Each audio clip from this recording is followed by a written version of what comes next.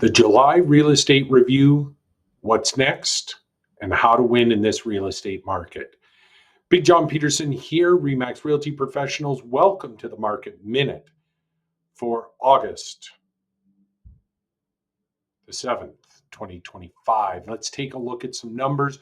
What we're going to do is take a look at July 2024 versus July of this year, and then take a look at what the previous month was this year as well. So, in terms of sales, there were almost 2,400 sales last July. This July, just over 2,000, and in June there were 2,287.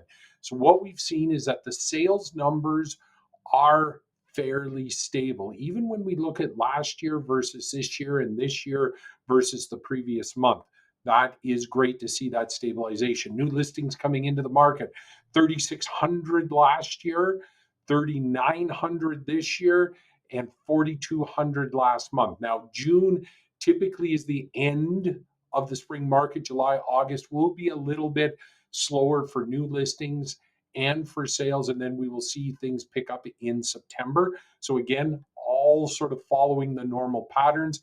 Inventory numbers, we saw 4,164 units in inventory last July. This July, 6,917. And in June, just a month ago, we saw 6,979. So we've seen a significant increase from last year, about 50%. Roughly, a little over 50%, probably 60%. But from June to July, the numbers staying relatively stable. So what does that mean? Increased inventory means there is more choice for buyers. People are taking a little bit longer making a buying or selling choice. And pricing, marketing strategies are important again. Last few years, people put their homes up for sale. Didn't really need a strategy. They were selling on their own. The last year, that's not happening. Information, understanding the niche of the market, understanding the marketing strategies, the follow-up that's got to happen, everything that goes into those sales becomes hugely important. And when we look at how things are moving forward, buyers understanding the trends in a market, understanding pricing, getting full evaluations done on the properties they're thinking of buying. It's not just for home sellers. Buyers need that as well.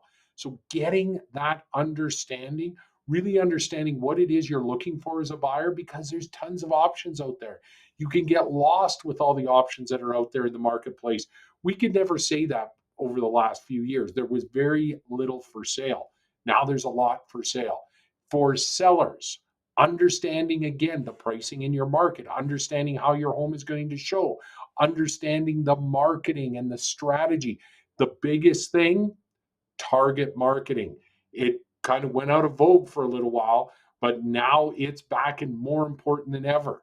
If you don't understand the target market for your buyers, for your home, if you don't understand what those target buyers are looking for, if you don't understand how to reach out to them, that's a problem. That's what we're here for as realtors, creating that target market analysis, creating a strategy, and moving forward with success. Now, let's just take a look, and I'm not going to read out all of these numbers, but when you go through, and you can take a look because we provide all this for you, at the sales to new listing ratio. If we look at a year ago, those numbers were anywhere from about 0.65 to 0.75 of a sale for every new listing. Months of supply in the market was sitting anywhere from about 1.5 months to 2 months worth of supply. This year in July, we see that those numbers are about 0.5 to 0.55 of a sale for every new listing coming into the market. And the months of supply in the market are sitting 2.8, 2.9 up to 3.2 months worth of supply. The only segment that is outside of those norms is the apartment condominiums.